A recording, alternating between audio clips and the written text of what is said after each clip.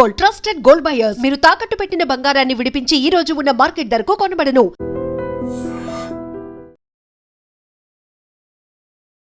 Hi hello నమస్తే, welcome back to ఐటర్ media.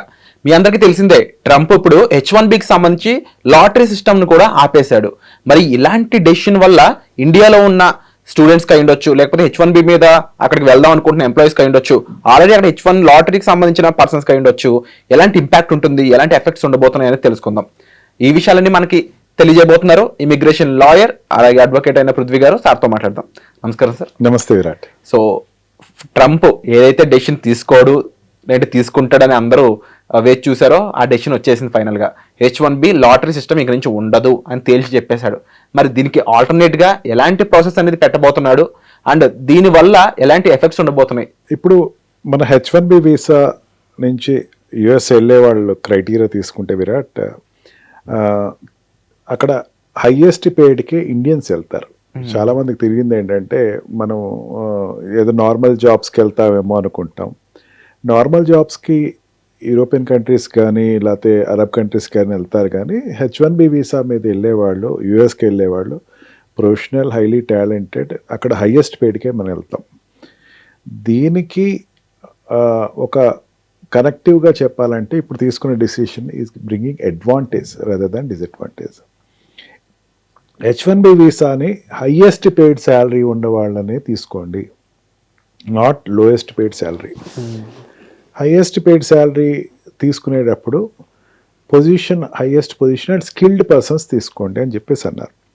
Skilled person అంటే ఎవరు? ఎక్స్పీరియన్స్ ఉండి, ఎక్స్పీరియన్స్ హోల్డ్ చేసి, అతను అక్కడ లేబర్ లైసెన్స్ అప్లై చేసేటప్పుడు ఈ వ్యక్తి నేను తీసుకుంటాం వల్ల నాకు ఎక్కువ అడ్వాంటేజ్ ఉంది, ఇతను నాకు కావాలి అని చెప్పి తీసుకునే వాళ్ళు తీసుకుంటారు. జనరల్గా యుఎస్కి వెళ్ళే వాళ్ళు ఎక్కువ మంది నాట్ ఓన్లీ మనం అనుకుంటా సాఫ్ట్వేర్ సెక్టర్ ఒకటే అనుకుంటాం. సాఫ్ట్వేర్ ఒకటే కాదు, హెల్త్ సెక్టర్ ఒకటి ఉంటుంది and science and technology sectors ఉండేది. ఈ అన్ని సెక్టర్స్లో కూడా ఇండియన్స్ వెళ్ళే వాళ్ళు ఎక్కువ మంది ఉంటారు. ఇప్పుడు ఓపెన్ అయ్యేటువంటి H1B వీసా అప్లికెంట్స్ కూడా వాళ్ళే ఎక్కువ మంది ఉంటారు. వాళ్ళు ఎప్పుడు ఆ ప్రాబ్లం రాదు. వాళ్ళు హైయెస్ట్ పెయిడ్ అక్కడ ఆపర్చునిటీ ఉంటుంది, దాన్ని బట్టి వీళ్ళు అప్లై చేసుకుంటారు, దాని ప్రకారం వెళ్తారు and they will be selected to H1B visa. అక్కడ తీసుకునేటప్పుడు ఏమవుతుందంటే, కంపారిజన్ చేసినప్పుడు ఈ హైయెస్ట్ పెయిడ్ శాలరీ ఇచ్చేవాడు తీసుకుందామా లేకపోతే నెక్స్ట్ లెవెల్ వాడు తీసుకుందాం అంటే ఫస్ట్ క్రైటీరియా హైయెస్ట్ పెయిడ్కి ఇచ్చేస్తారు. ఫర్ ఎగ్జాంపుల్ ఒక పొజిషన్ని 1 crore rupees పర్ యానం తీసుకుంటున్నారు అనుకుందాం. ఆ 1 crore rupee కన్నా తక్కువ ఉండే పొజిషన్ ఏదైతే అవుతుందో వాళ్ళకి ఇవ్వరు.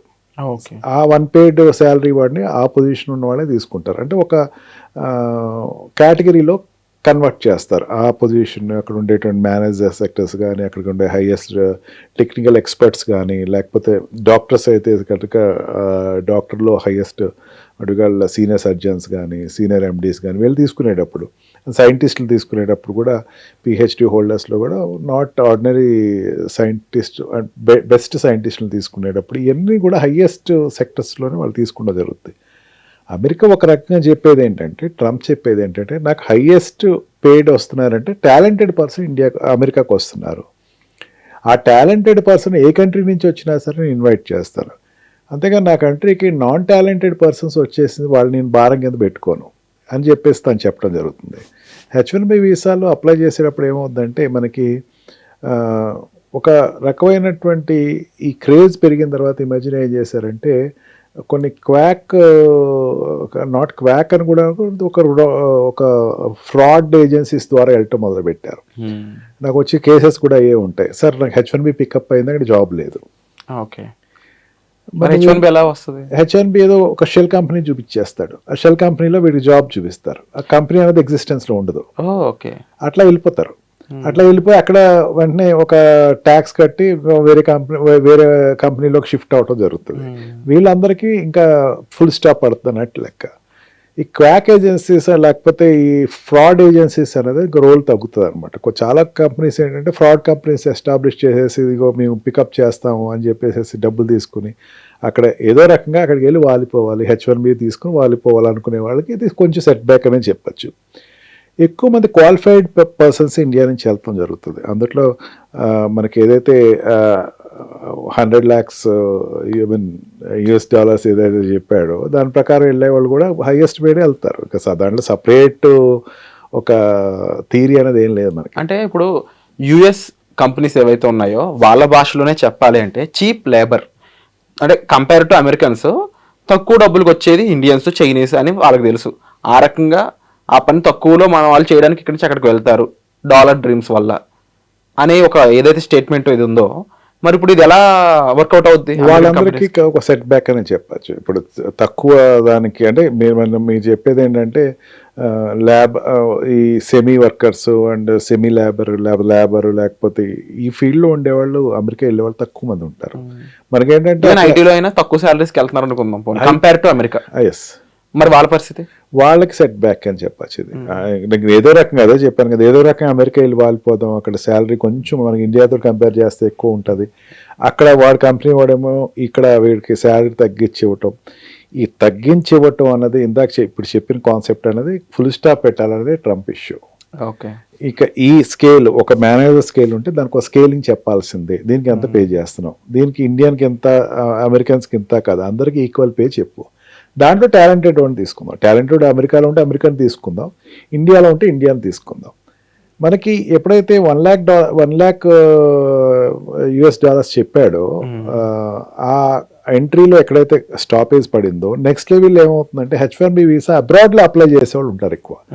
మనకి F1 వీసాలోను L1 వీసాలో వెళ్ళిన వాళ్ళు H1B వీసా అప్లై చేసేవాళ్ళు ఉంటారు. వాళ్ళకి హయ్యెస్ట్ పెయిడ్ శాలరీస్కి వాళ్ళు ఆప్ట్ చేసుకుంటారు, లోయెస్ట్ పెయిడ్కి వాళ్ళు వెళ్ళరు. మనం ఏమనుకుంటామంటే ఇక్కడ నుంచి వెళ్ళేవాళ్ళు పోర్ట్రే చేస్తూ, ఇక్కడికి వెళ్ళేవాళ్ళు ఆల్రెడీ ఒక స్టాపేజ్ ఇచ్చేసాడు ట్రంప్, నువ్వు ఇంత డబ్బు కడితే కానీ నువ్వు H1B వీసా అప్లై చేయొద్దు అన్నాడు. అంటే వీళ్ళకి ఆల్రెడీ స్టాపేజ్ పడింది. వీళ్ళకి ఇంకా ఈవెన్ ఫెడరల్ కోర్ట్ కూడా అది కరెక్టే అని చెప్పింది. వాడు పాలసీ వాళ్ళు తీసుకున్నారు, హోమ్ సెక్యూరిటీ వాళ్ళు తీసుకున్నారని చెప్పారు. ఇంకా మిగిలింది ఎవరు ఉన్నారంటే అక్కడ ఆల్రెడీ ఉన్నటువంటి L1 వీసా లేకపోతే F1 వీసాలోను స్టెమ్ కోర్సెస్ చేసేవాళ్ళు, స్టెమ్లో ఉండేవాళ్ళకి ఇప్పుడు ఈ పే శాలరీ ఏదైతే ఉందో దాన్ని డిస్క్రిమినేషన్ చేయటం కూడా ఆపటం జరుగుతుంది.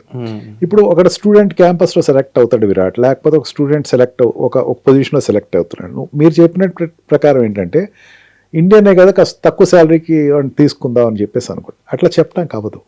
ఇంకా హైయెస్ట్ పేడ్ అయితేనే వాడిని ప్లేస్ చేసుకుంటాడు, లేకపోతే అక్కడ ప్లేస్ చేసుకుంటా ఉండదు. అండ్ అలాగే ఇప్పుడు H1B లాటరీ అనేది ఇంక లేదు కాబట్టి మరి అక్కడ ఆల్రెడీ ఎవరైతే ఉన్నారో వాళ్ళ పరిస్థితి ఏంటి? నెక్స్ట్ వాళ్ళు ఎలా, అంటే ఇప్పుడు హై శాలరీస్ ఉంటేనే అక్కడ ఉండగలరా, లేకపోతే ఇండియాకి వచ్చేయడమైన ఆప్షన్? అంతే, ఇంకా there is no other option. And highest పేడ్కి వాళ్ళు అప్లై చేసుకుంటారు, దాన్ని బట్టి వాళ్ళు సెలెక్ట్, వాళ్ళ స్కిల్ బట్టి టాలెంట్ బట్టి వస్తుంది. అంతే, స్కిల్డ్ పర్సన్సే విల్ గెట్ ద జాబ్. అంటే ఇంటలెక్చువల్ పీస్ విల్, మేము ఇదివరకు కూడా అనుకున్నాం ఇంకా ఆప్షన్స్ ఉన్నాయి. ఇక H1B ఒకటే కాదు, మనకి ఇంటలెక్చువల్స్ దాంట్లో లేకపోతే PhD చేసుకుని PhD ద్వారా పికప్ అయ్యే వాళ్ళు ఉన్నారు. ఈవెన్ నా క్లయింట్స్కి అయితే నేను చెప్తున్నా, PhD చేసుకోండి, పేపర్ సబ్మిట్ చేయండి, మీరు H1Bని వదిలేసేయండి, మిగతా వీసాస్ మీద కూడా కాన్సన్ట్రేట్ చేసి O1 వీసా అప్లై చేయండి, దాన్ని బట్టి కూడా మీరు వెళ్తారు. వీ హ్యావ్ ఆల్రెడీ మనం ప్రీవియస్ ఎపిసోడ్లో కూడా we have picked up case. ఇక్కడ మెడ్రాస్ నుంచి ఒక అతను O1 వీసాలో వెళ్ళాడు. Let them get talented. నీకు జాబే కావాలని కృతనిశ్చయంతో ఉన్నవాడు ఖచ్చితంగా ఆ రూట్స్ ఎదుగుతాడు. అంతేగాని ఏదో ఫాల్తుగా నేను అక్కడికి F1 వీసాలో వెళ్ళిపోయాను, నాకు జాబ్ రావాలనుకున్నాడు మాత్రం సెట్ బ్యాక్ అని చెప్పచ్చు. అండ్ మీరు చెప్పినట్టు డెఫినెట్లీ ఆల్టర్నేటివ్ ఉంది, బట్ అది కూడా ఓన్లీ స్కిల్డ్ అండ్ నిజంగా డెడికేటెడ్గా అక్కడ ఉండే వాళ్ళకి మాత్రమే తప్ప టైం పాస్ కానో లేని డబ్బుల కోసం ప్యూర్గా వెళ్ళే వాళ్ళకైతే కాదు. But end of the day చాలా విషయాలు ఇంకా కన్క్లూడ్ అవ్వాల్సి ఉంది. మరి ఆల్రెడీ అక్కడ H1 లాటరీకి పెట్టుకున్న వాళ్ళు ఇప్పుడు వాళ్ళ పరిస్థితి, వాళ్ళు ఎంతమంది ఇండియాకే వస్తారా, లేకపోతే వేరే కంట్రీస్ని ఆల్టర్నేటివ్గా చూసుకుంటారా, వాళ్ళ కంపెనీస్ హై శాలరీస్ ఇవ్వడానికి రెడీగా ఉన్నాయా, హై శాలరీస్ ఎంతమందికి ఇస్తాయి, ఇలా చాలా విషయాలు సంక్షోభానికి జరగబోతున్నాయి. మరి అమెరికాలో ఉన్న వాళ్ళ పరిస్థితి ఏ విధంగా ఉన్నా ఇక్కడ ఎవరైతే ఇప్పుడు H1 ప్లాన్ చేసుకుంటున్నారో, స్టూడెంట్స్ అక్కడ చదవాలనుకుంటున్నారో ఆల్టర్నేటివ్గా వేరే కంట్రీని చూస్ చేసుకోవాల్సిన సిచ్యువేషన్ వచ్చిందనడంలో కూడా కొంత నిజం ఉంది. మరి దీనిపై మీరేమనుకుంటున్నారు? పేరెంట్స్ చూస్తున్నారు, వాళ్ళు ఏమంటారు? కామెంట్ చేయండి తప్పకుండా. మీకు డౌట్స్ ఉంటే డౌట్స్ కూడా కామెంట్ చేయండి, లేకపోతే డిస్ప్లే అవుతున్న నెంబర్స్ కాల్ చేసి సార్ని అడిగిన డౌట్స్ క్లారిఫై చేస్తారు. దీనిపై మీకు మరిన్ని ఎపిసోడ్స్ మీ ముందుకు తీసుకొచ్చే ప్రయత్నం అయితే మేము చేస్తాం. Thank you so much for the information. Thank you. And for more videos, please subscribe to iDream. Please subscribe to iDream. Please subscribe iDream. And please subscribe to iDream. For more videos, subscribe to iDream. please like, share and subscribe to the channel. Congratulations, iDream. Subscribe to iDream. Subscribe to iDream. So subscribe to iDream Media. iDream team andarki huge congratulations. Please subscribe iDream Media. Please subscribe to iDream. Subscribe iDream. Please subscribe to iDream. I dream అంటే నా కళల ఛానల్ను subscribe చేసుకున్న నోరు తిరుగుతలేదు, మీరైతే గంట గుర్తు కొట్టండి. For more such videos, please subscribe to iDream. Subscribe to iDream. Please subscribe to iDream. Please subscribe iDream Media. Please do subscribe to iDream. Please subscribe to iDream Media. For best entertainment and information, please subscribe iDream. And don't forget to subscribe to iDream.